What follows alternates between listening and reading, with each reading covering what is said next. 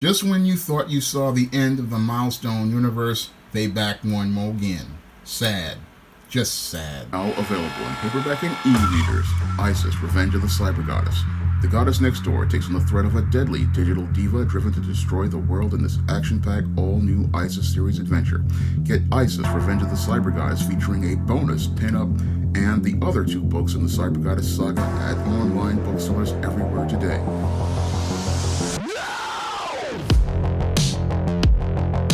Better get the coleslaw, y'all, cause we're having us a barbecue.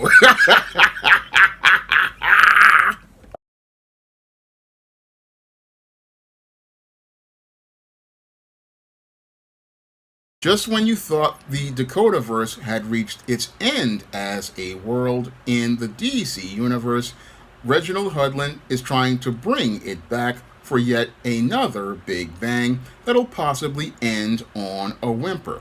Now, back in 2021, Milestone managed to relaunch itself after a decades-long issue as related to the rights being held by the estate of the late Dwayne McDuffie, and after settling those issues, they managed to start launching a new series of Milestone comics under Milestone 2.0. Now, Milestone 2.0 was supposed to reintroduce readers who bought Milestone comics in the 90s to characters that we all knew, such as Hardware, Icon, Static, and the Blood Syndicate. Unfortunately, because this relaunch was not revolving around the classic characters, but a new Earth called Earth M, this relaunch basically wound up not being the big bang that many people anticipated it to be. Now, in the aftermath of the complete collapse of Milestone 2.0 and the end of the Dakotaverse on a whimper back in 2023, we see that the Dakotaverse has returned and is returning for a new series called The Shadow Cabinet. Now, the Shadow Cabinet series is supposed to pick up on the events of the forgettable miniseries called Icon versus Hardware and the Brainiac incursion that took place in the pages of Icon versus Hardware. However, this whole attempt to try to create this whole Shadow Cabinet book seems to be, in my opinion, extremely poorly executed and will definitely be a disaster once it hits comic shops because the overall concept and execution are just based on a foundation of a universe that was already rickety from the beginning. Now, the entire Milestone universe in and of itself, as related to Milestone 2.0, was not started on a solid foundation due to the incompetent leadership of Reginald Hudlin. Now, Reginald Hudlin was a filmmaker who made the iconic 1990 film House Party. However, he's not really skilled as a comic book writer or a publisher, and that can be seen as related to his adaptation of the Black Panther at Marvel Comics, as related to him not really having a good sense of the characters.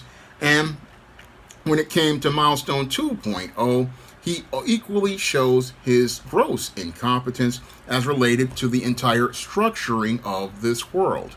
Now, the entire Milestone 2.0 universe is a complete wreck of a universe, and it's mainly a wreck because Reginald Hudlin insisted on doing things his way without ever consulting the source material and seeing how things would fit organically as related to relaunching the Milestone characters in a way that would make longtime fans and casual fans care about the characters.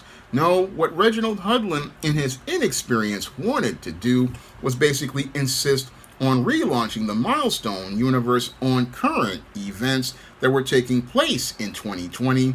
And as he relaunched the Milestone universe on events such as the George Floyd riots, this basically doomed the Milestone relaunch to become a complete disaster because his insistence on relaunching the entire Milestone universe as related to the Big Bang, revolving around the events of Black Lives Matter, basically wound up making the entire structure of the Milestone 2.0 universe fall completely apart.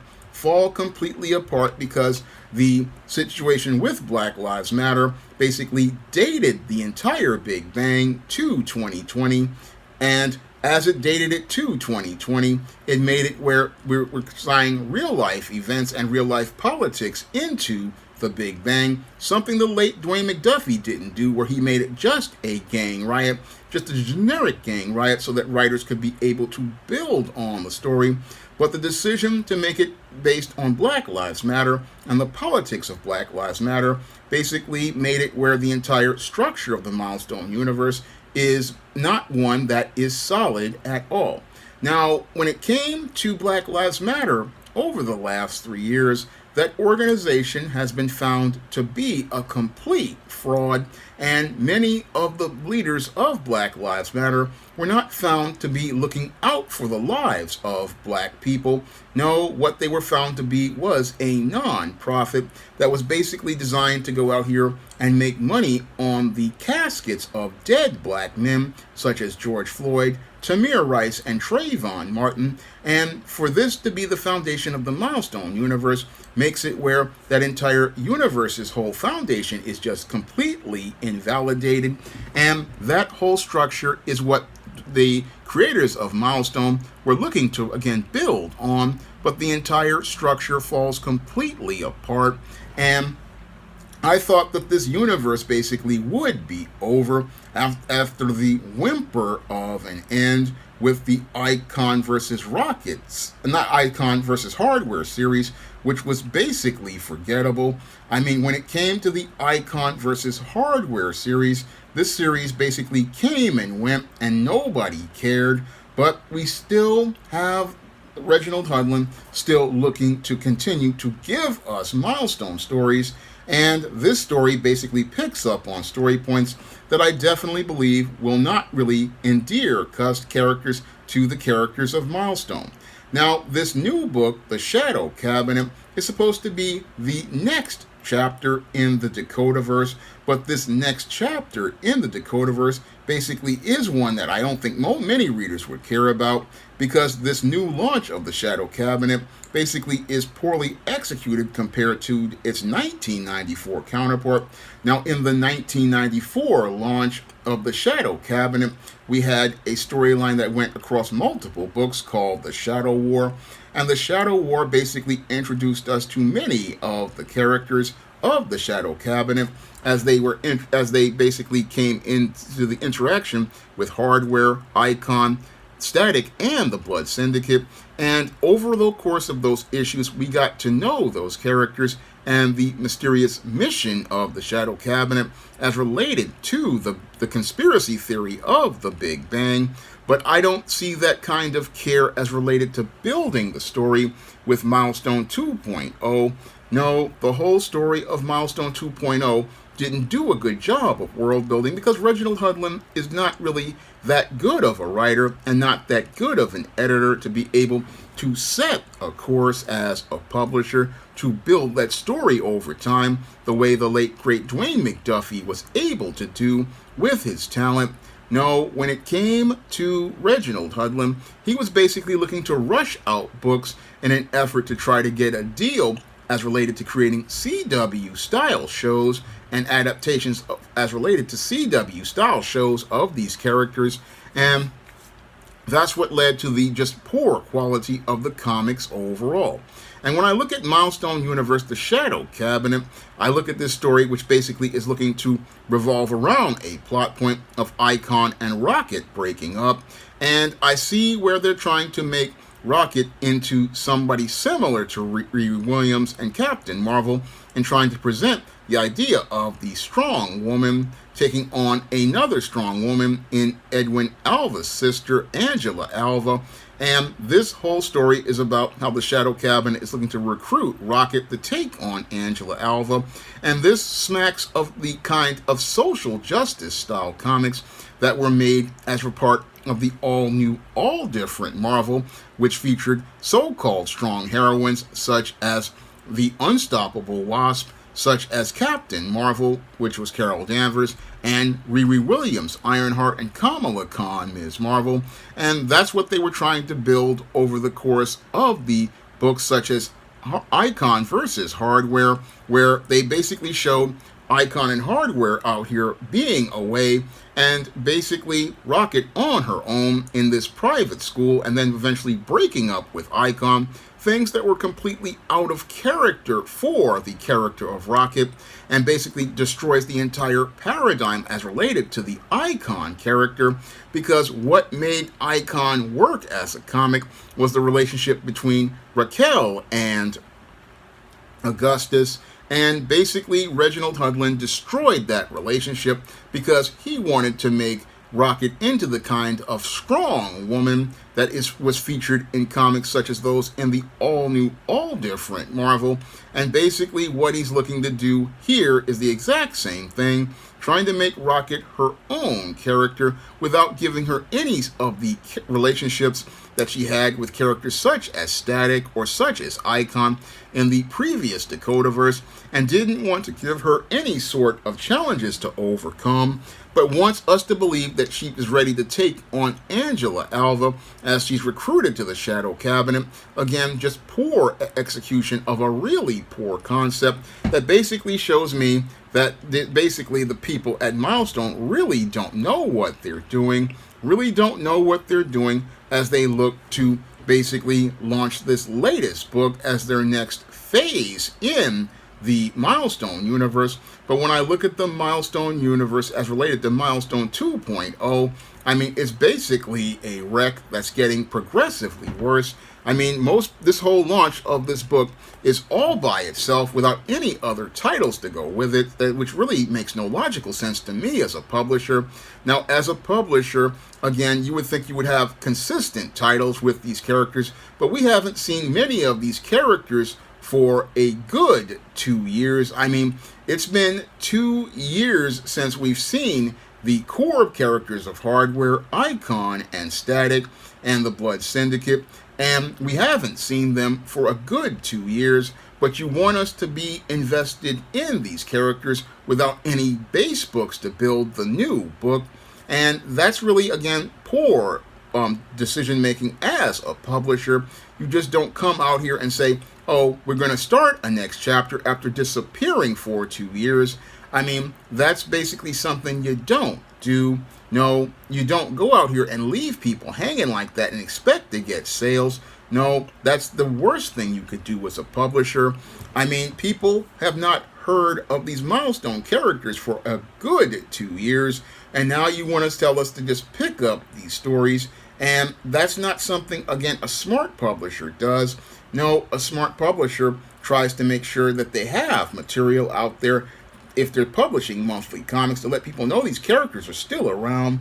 But this whole execution of concept, again, basically shows the ineptness of Reginald Hudlin as the publisher of Milestone, in that you're going to introduce us to a new team of characters and then not really build on the older books. Again, just really a complete mess of a continuation as related to this whole situation of the Milestone universe. I mean, this Milestone universe Shadow Cabinet basically shows me that the people behind the shadows don't really know anything about the business of publishing comics, and the ultimate question you have to ask is, why should we care? And it's hard to care when the last time you saw these characters at the least was about 2021 or 2022 or even 2023. That's almost a year later. I mean, you're asking me to invest in characters and that I haven't seen in over a year. And again, once you let people forget who you are,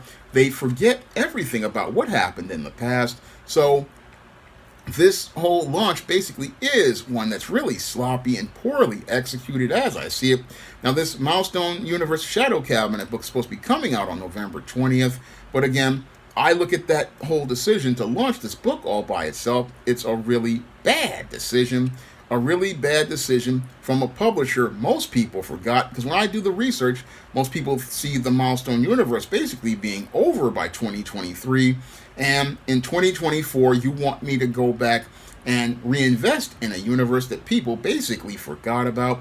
And again, that's not how you launch a comic. That's not how you continue to maintain your audience of readers who are already turned off by the just characters acting out of character and the whole universe being done in just a haphazard fashion. I mean, most people look at this Milestone relaunch and see it as a failure. And instead of this whole thing of this Shadow Cabinet being the thing that basically goes out here and makes you think about the continuation of this world, sadly, like the Shadow Cabinet of 1994, it's looking like the beginning of the end of Milestone. And again, the beginning of the end of Milestone, because it basically looks like, to me, the entire universe is a complete mess at this point, a complete mess that was basically based on a structure of social justice and identity politics, and is basically based on some really weakly structured storytelling that basically they're telling us that big changes are ahead, but the whole thing is, with these changes, it just shows us how things are getting progressively worse. I mean, Milestone has been a complete disaster from its relaunch of 2.0, and the only thing that you can do with this 2.0 is basically see this whole universe as basically at its own end, because again, you don't have Icon or Hardware in this book, again, and you don't have all the Milestone characters that made it a major event. No, what you have here is, again, a event based on some forgettable comics that will eventually show us, again, the Milestone universe ending once more, not on a big bang, but on a complete whimper. Now, if you want to try out my first full comic, John Haynes at Death's Store, you can pick up that comic in paperback or on Lulu by clicking the link in the description box. And you can also find John Haynes at Death's Store, along with my first comic, A Steam No Good Deed, on Amazon's Kindle and Comixology. And you can also find the other books of the SJS Direct Universe as well on Amazon in paperback and Kindle format. And there you can find books in the SJS Direct Universe, such as the ISIS series, the Esteem series, the John Haynes series, and books of the Spinsterella trilogy, and my vampire novel, Eternal Night. You can find all those books on Amazon in paperback and Kindle format. You can also find them at other online booksellers like Draft to Digital, Google Play, Barnes & Noble, and big box retailers such as Walmart and Target. And if you'd like to see me make more videos taking comic companies like Milestone 2.0 to the barbecue, you can drop a donation to the Patreon, the PayPal, or the Cash App by clicking the links in the description box. That's all I have to say for this video. You can comment, rate, and subscribe. Now available in paperback and e-readers, ISIS, Amari's Revenge. The goddess next door is confronted by a Nubian queen out for revenge at the Metropolitan Museum of Art in this inaugural ISIS series adventure. Get your copy of ISIS Amari's Revenge in paperback and e-readers at Amazon.com and online booksellers everywhere.